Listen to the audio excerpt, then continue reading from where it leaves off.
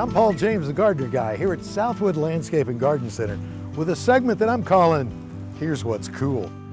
And what's cool are all these plants behind me. I'm surrounded by evergreen conifers.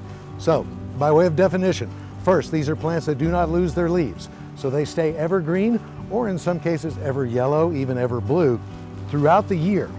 Conifers refers to the fact that they produce cones.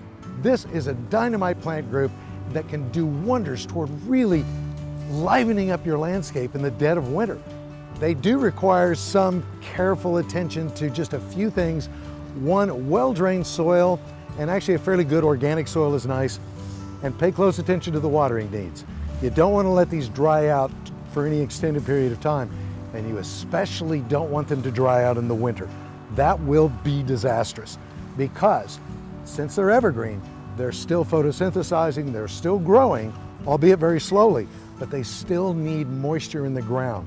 So in the winter months, you've got to get out there once every 3 or 4 weeks. We have a nice 60-degree day in December, January.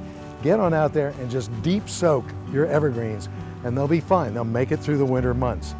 There are so many different cool colors, textures, forms, shapes, varieties that I could go on and on. Again, I'm a bit of a conifer fanatic, but you really can't go wrong with any of them. I'm going to speak Latin only because these plants don't have common names, but there's a genus known as Cryptomeria. These are plants from Japan.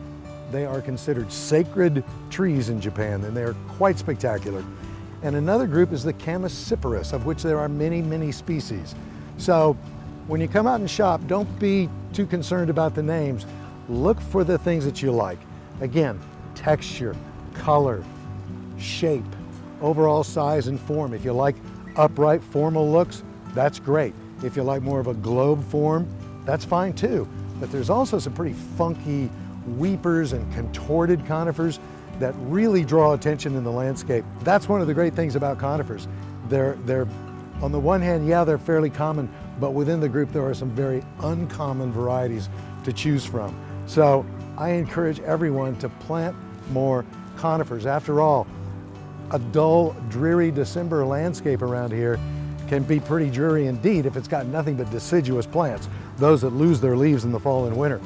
You throw some of these evergreen conifers in the mix and you've got a pop of color, texture, shape, size that it'll do wonders to liven up your landscape. Give them a try because conifers are cool.